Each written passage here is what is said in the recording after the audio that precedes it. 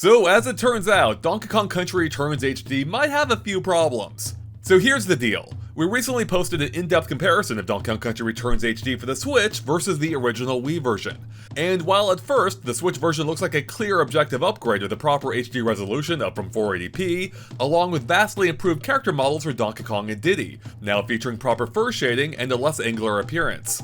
But it seems it may not quite be paradise in HD Banana Land, because Drybones 2015 has created a massive thread on Twitter that points out quite a few graphical shortcomings using our video for comparison. So I wanted to highlight some of those potential problems and explore them a bit deeper. But first, do keep in mind that this game is over 6 months away still, so there's plenty of time for them to fix up these small issues. That being said, it's still important to draw attention to these issues so the developers know that yeah, we noticed. And on that note, let's hop into issue number 1. Weird shadows. In the Wii version, the characters have realistic shadows during cutscenes, but on the Switch, they've been replaced by simple ovals, like the kind you see during gameplay in any version of the game. And that is a clear downgrade, but it is one that matches up with a 3DS port of the original game, which made the same concession. But there is something odd here that even the 3DS version doesn't do. The shadows aren't even there at the very start, but instead only fade in after a moment or two. Weird! The lighting also looks off on Nintendo Switch in this scene, illuminating Donkey Kong and Diddy perfectly evenly, unlike the more natural shaded appearance they have on Wii. You can see the same problem applies to the octopus here too, making him look more like a cartoon character rather than something that fits within the environment. And that's not all, as the octopus on Switch is lacking some of the specular highlights from the Wii version. You can best see this on the octopus's head as he emerges from the water. You might have also noticed the missing bubbles that are supposed to appear in that same instance. But to give credit where credit is due, the water in general here looks much better on Switch, with a more reflective appearance rather than the flatter surface on Wii. Okay, now I know Drybones may disagree with me here, but I think we can see a similar improvement to the water in this scene as well. But they do rightfully point out that the water breaking at the bow of the ship does appear to be toned down on Switch. Furthermore, the ring of cannonball smoke doesn't appear accurately on Nintendo Switch. It's supposed to dissipate shortly after appearing, but that doesn't happen on Switch, but instead lingers around in this really hideous looking ring.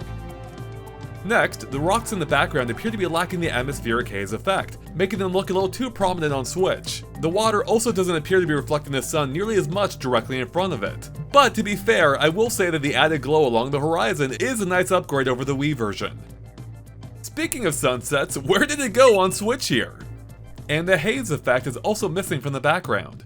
And while we're here, collectibles like the Kong letters or the heart appear to have a much softer glow. And when collected, the heart's sparkly trail appears to be lessened too.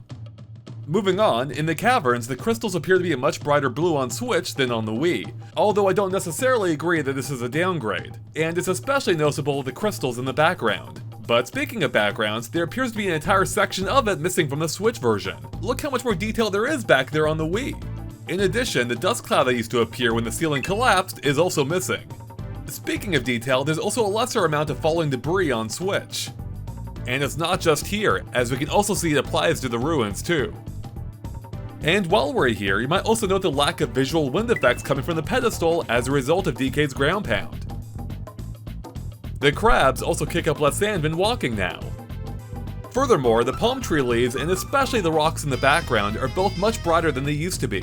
And this is a complaint, as Drybones points out, you can see throughout the trailer, but I found it to be most obvious in this scene.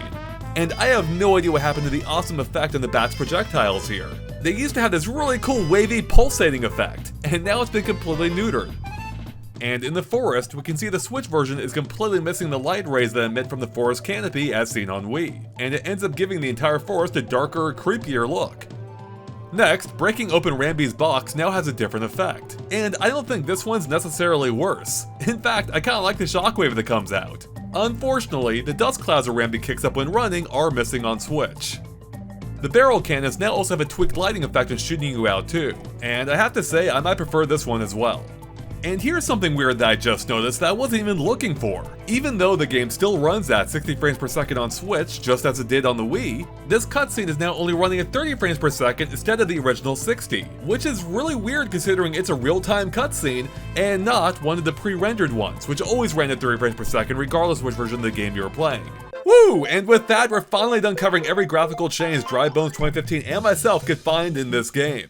And I want to give a big shout out to Drybones 2015 for taking the time to find as many differences as they did, and inspiring me to go back myself and look even deeper into them and find a few more as well. Now there is one misconception I've been seeing online in regards to these changes that I want to clear up.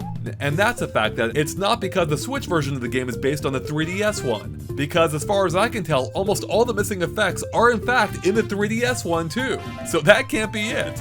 Now, all of that being said, I want to stress again that we're still over 6 months away from the game's release. Most of these discrepancies, if not all of them, could very well be fixed by the time the game is released. But even if most of them aren't, I don't think it's a deal breaker. Look, don't get me wrong, I love Donkey Kong Country Returns, and I want it to be as faithful as possible on Switch, if not even better. And to the game's credit, even as is, I didn't see anyone talking about these issues until Drybones brought them up. And then of course we're bringing even more attention to them in this very video. So obviously I would love to see most of these issues addressed, especially because they may stand out more when playing the full game. And luckily, as I've said several times now, there's still 6 months to go. But at the same time, if you've never played this game before, you would probably be none the wiser, as it's still a great looking game, if not even better looking in some important respects, like the resolution and the character models for DK and Diddy. And I actually might prefer not only a couple of the effects in the Switch version, but even some of the color grading too. That being said, there really is no excuse for this cutscene to be 30 frames per second, along with a few of the other missing effects. So for now, we just have to wait and see if these issues get addressed in the final version of the game. And with that, we're about done here. So thank you so much for watching, and make sure to check out Drybones' original thread on Twitter via the link in the description below. And of course, make sure to click that subscribe button and ring that bell if you haven't already for tons more on Donkey Kong Country Returns HD and everything else from the recent Nintendo Direct as well. With that, we'll catch you later. Bye everyone!